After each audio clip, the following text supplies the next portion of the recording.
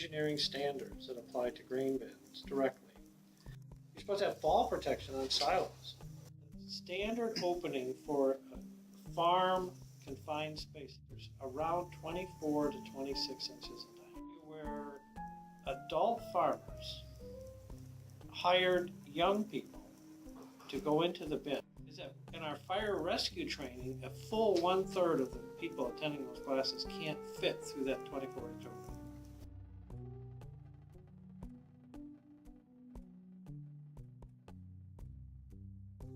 Purdue manages 11 or so farms around the state. Has about 150 employees. So if you go out to the acres at Agronomy Farm, you'll see our grain facility set up there. Some of those bins are 40 years old. Purdue has been wrestling with that issue for quite a few years. How do you meet the OSHA standards on these grain storage structures or silos?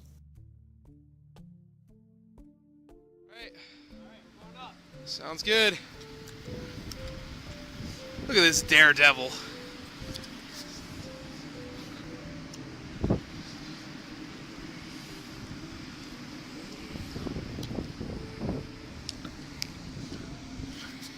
The farmer would have to climb up here and somehow jump across to get inside. Now we can see that as being a hazard because they could potentially fall.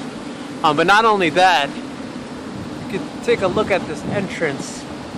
It's quite small, so the farmer can't really fit. So that's one of the things that we're looking at here, is being able to increase the size of that.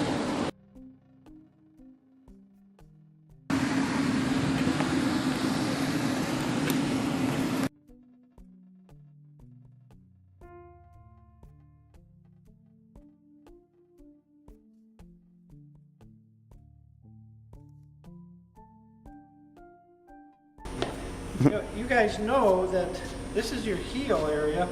It should stop on the heel. So when you go, you've got your heel there. My bin, I'm out here like this. Because nobody was considering having your foot. So I have to stand on the ladder like this. The foot, is it foot pan depth or something? Yeah. Yeah. Right. Okay. Changing the ladder depth is not a possible solution due to the structural design of the grain bin. Thus, we created a system to attempt to engineer out the issue, which we have called the Visual Inspection System. It would consist of a light bulb and a webcam inside the grain bin connected to a switch in a laptop at the bottom of the grain bin. The bulb and the webcam would be directly accessible from a small maintenance panel located right above the ladder to reduce the risk of falling.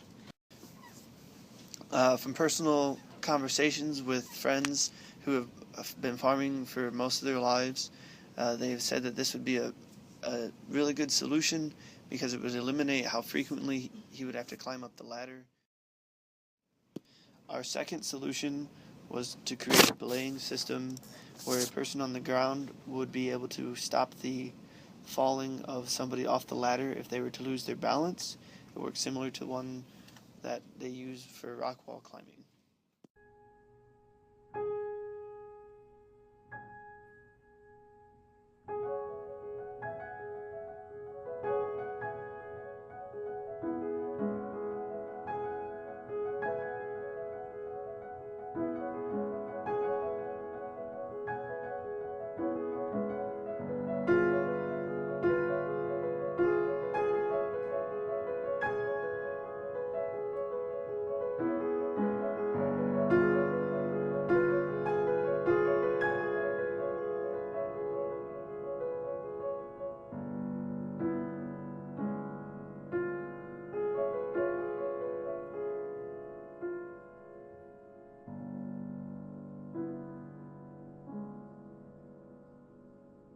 Interesting question again. You guys ask really interesting questions.